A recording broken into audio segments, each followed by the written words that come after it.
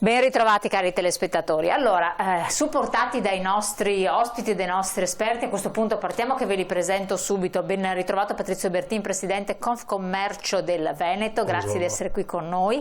Ben arrivata la dottoressa Marta Coltro, psicologa del lavoro, grazie anche a lei, sempre collaboratrice con Confcommercio del Veneto e si occupa di coaching, corsi per la sicurezza e anche tanto altro, tra cui tendenze dei mercati, benessere aziendale, nuovi trend, insomma cose estremamente interessanti. Ben arrivata e ben collegata anche con noi la dottoressa Laura Rolle, cofondatrice di BlueX. Ben arrivata, grazie anche a lei. Docente di semiotica della pubblicità presso il corso di laurea di scienze della comunicazione dell'Università di Torino, poi è docente sempre di sociosemiotica, di design presso altre strutture, si occupa in particolare di analisi strategica finalizzata all'innovazione della comunicazione, all'ideazione e al lancio di nuovi prodotti e servizi. Cose molto interessanti che ci aiuteranno, supportati appunto dalla collaborazione di questa iniziativa voluta da Confcommercio del Veneto, a capire quali sono le nuove tendenze dei mercati, più che altre nuove tendenze che i consumatori stanno adottando e che quindi i mercati in qualche modo devono seguire, le aziende devono anticipare e adottare per riuscire a reggere i cambiamenti in atto. È molto, in realtà semplificheremo al massimo. Io direi di incominciare, prima di dare la parola ai nostri interlocutori, vedendo questo nostro servizio che già contribuisce ad illuminarvi su questo tema, che è molto importante, quindi seguite bene. Come sarà il mercato nei prossimi 2 anni e cosa dovranno fare le aziende per stare al passo con i tempi? Sono domande fondamentali per tutti gli imprenditori. Capire in che direzione evolve la società e di conseguenza anche i consumi è al giorno d'oggi imprescindibile per progettare le proprie strategie di business. Il tema però è complesso, ecco che in aiuto delle imprese arrivano i deep trend. Non sono altro che le tendenze, i paradigmi che guidano i modelli di consumo che governeranno i prossimi anni. Sapere analizzare i deep trend e impostare le proprie strategie sulla base delle future richieste dei clienti dà un importante vantaggio competitivo. Ma quali sono i deep trend dei prossimi anni? Li ha illustrati un incontro promosso dalla Confcommercio del Veneto nella sede di Le Village a Padova. Il futuro preoccupa sempre perché è un cambiamento veloce, soprattutto l'abbiamo visto durante il Covid, come è cambiato, come si è mosso, e quindi noi invece dobbiamo capire e camminare al passo col futuro. A tenere la sessione è stata Laura Rolle, specializzata in sociosemiotica applicata all'evoluzione degli scenari di consumo e consulente di agenzie di comunicazione e aziende in svariati settori merceologici. Nei prossimi anni, in base alle analisi degli esperti, per le aziende sarà fondamentale saper valorizzare le loro idee iniziali, ma anche adattarsi alla vita dei loro clienti nella loro totalità, valorizzare anche le imperfezioni. E poi ancora saranno vincenti le identità multiple e bisognerà essere in grado di concepire nuove regole che metteranno in discussione il mondo come fino ad ora l'abbiamo conosciuto. Soprattutto però bisognerà tornare a valorizzare il localismo e la tradizione. Da una parte non ci si può esimere da una visione globale, dall'altra però ci troviamo in un momento in cui proprio per esempio il deep trend Be Life Adaptive darà un ritorno fortissimo della località, del localismo, quindi quello che chiamiamo local e che abbiamo imparato a chiamare local diventerà addirittura hyper local, quindi diventare life adaptive vuol dire che si apre un'opportunità molto grande per le aziende locali di creare servizi e prodotti fortemente vicini alla popolazione locale. Ma questi modelli potranno essere applicati anche in un contesto, quello italiano, fatto di piccole e medie imprese? Chiaramente qualcuno avrà la difficoltà, perché ci sarà la difficoltà, però io penso che se noi li accompagniamo nel cambiamento, anche quelli che sono i più ostici nel cambiare saranno costretti a cambiare. Perché? Perché è il sistema che te lo chiede. Allora Presidente, lei ha detto voi il vostro ruolo come Confcommercio è quello di accompagnare l'imprenditoria piccola e media che rappresentate verso un cambiamento di tendenza che è stato analizzato in modo particolare dalla dottoressa Rolle, poi ce ne parlerà, ma anche ci aiuterà, ci supporterà dal punto di vista delle sue competenze psicologiche la dottoressa Coltro. Non è facile, che cosa devono capire i piccoli imprenditori, le piccole aziende, il commercio, il turismo, i servizi, quelli che voi rappresentate? Si dice leggere il futuro. Io dico sempre che anche il futuro parte dalle radici del passato, quindi c'è sempre comunque una continuità, si evolve, cambia e noi nel nostro lavoro dobbiamo intercettare questi cambiamenti, capire come cambia il futuro e approcciare in maniera giusta, perché appunto con le nuove tecnologie, con l'intelligenza artificiale, con tutti i nuovi meccanismi, insomma l'innovazione che abbiamo anche nei nostri settori, noi dobbiamo capire come e cosa il cliente ci chiederà e come ce lo chiederà, perché anche il nostro lavoro sarà un lavoro di servizio al cliente, quindi sarà tutta una trasformazione che nei prossimi anni dobbiamo assolutamente capire e adattare.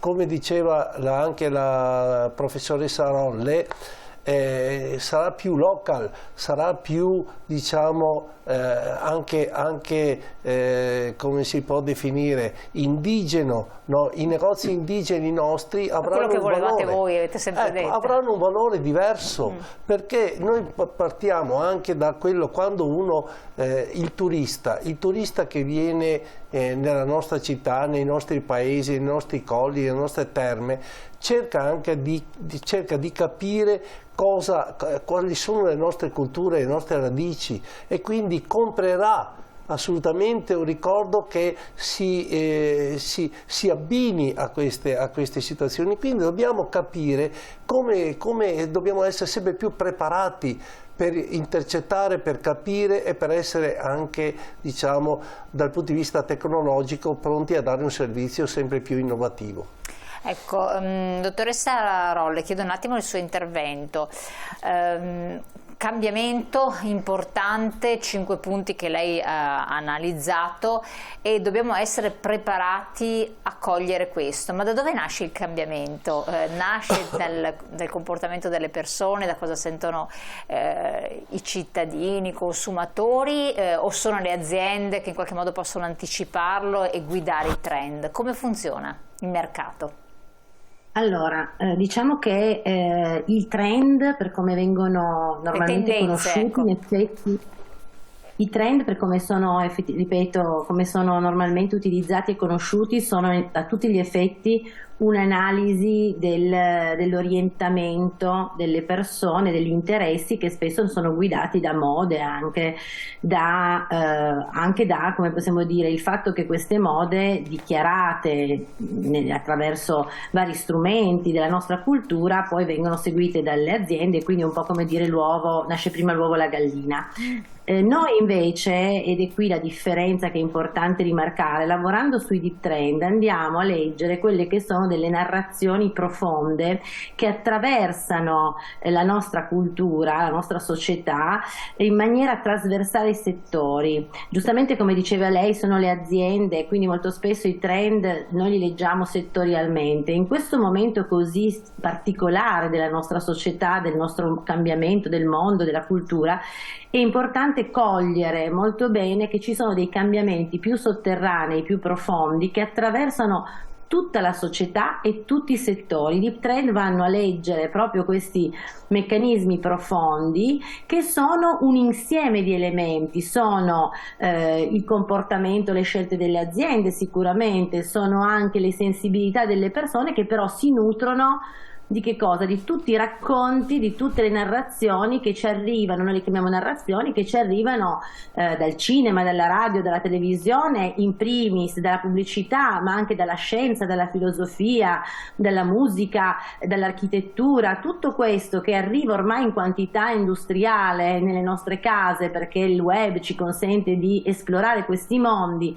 Quella che noi chiamiamo la narrazione globale, socioculturale, ci dà già in anticipo diciamo così, dei segnali, dei nuovi codici del futuro. Noi andiamo a decodificarli e abbiamo la possibilità di individuare questi modelli, perché non sono informazioni, sono modelli, che sono i deep trend, che restituiti in anticipo alle aziende consentono alle aziende di avere quel vantaggio temporale e competitivo per pianificare strategie, avere anche il tempo fisiologico del cambiamento, che non può essere repentino, quindi di mettere a terra tutta una serie di cose e quindi di anticipare quel futuro che comunque verrebbe fuori, perché rispetto alla sua domanda, tutti noi che siamo allo stesso tempo clienti e imprenditori, clienti e dipendenti di aziende, siamo prima di tutto persone che siamo immerse in una società che in qualche modo condivide delle evoluzioni tecnologiche, scientifiche, culturali, storiche, e che quindi condiziona il nostro modo di vedere e di pensare la realtà, e di conseguenza la produzione che questa realtà genera attraverso le aziende. Chiedo una cosa, magari dopo, se vuole rispondere subito, oppure a tempo di pensarci, per fare proprio un esempio concreto per i nostri telespettatori che anche magari sono addetti ai lavori, piccoli imprenditori o hanno delle aziende, proprio per capire di che cosa stiamo parlando concretamente, quindi fare un esempio. Ma le lascio il tempo di pensarlo perché magari non viene così, ma volevo chiederle, lei ha parlato di iperlocal, quindi grande opportunità per le aziende locali e quindi il recupero della dimensione umana ma anche dell'identità del territorio, ma se siamo in un contesto di globalizzazione, di non confini e non limiti di territorio, come avviene questo recupero? Cioè, di fatto, perché c'è? Allora, io sarò un po' controtendenza, ma questo, per esempio, questa cosa che lei dice, siamo in un contesto di globalizzazione, di non limiti, eccetera, è proprio ad esempio un modello narrativo che abbiamo imparato e abbiamo tutti in testa, costruito in questi ultimi 20 anni anche dai fatti, cioè dal fatto che siamo diventati una società globale dal punto di vista economico. Però se lei guarda, in questo momento questa globalizzazione sta prendendo una forma differente e quindi i limiti si stanno ridefinendo e moltissimo.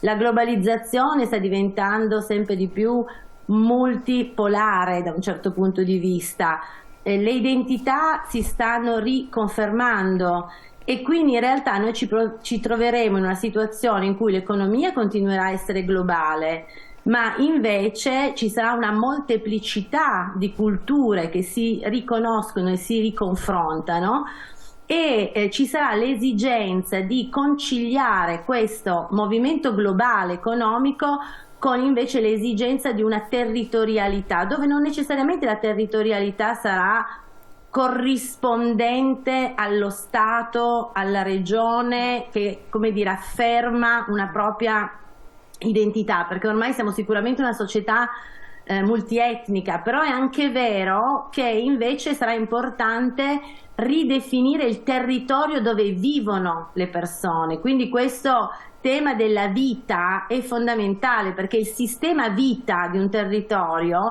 anche se bene permeato da altre culture, da immigrazioni, da cambiamenti, anche se in contatto attraverso le tecnologie con il resto del mondo, il sistema vita diventerà sempre più importante. Chiaro. E quindi la comunità di vita, la comunità di vita e le aziende che agiscono all'interno della comunità di vita ci saranno delle opportunità, diventeranno nuovamente importanti dopo un periodo in cui, come dire, c'è stato un po' un tracollo di questa cosa. Certo, allora intanto lascio pensare anche un esempio concreto che faremo, ne parliamo dopo la pubblicità, entriamo anche dentro le aziende e quindi per essere sempre di appeal, perché poi serve che le aziende si adeguino anche a queste nuove tendenze, cosa è necessario attuare e fare, ne parliamo anche con gli altri nostri ospiti, a tra poco.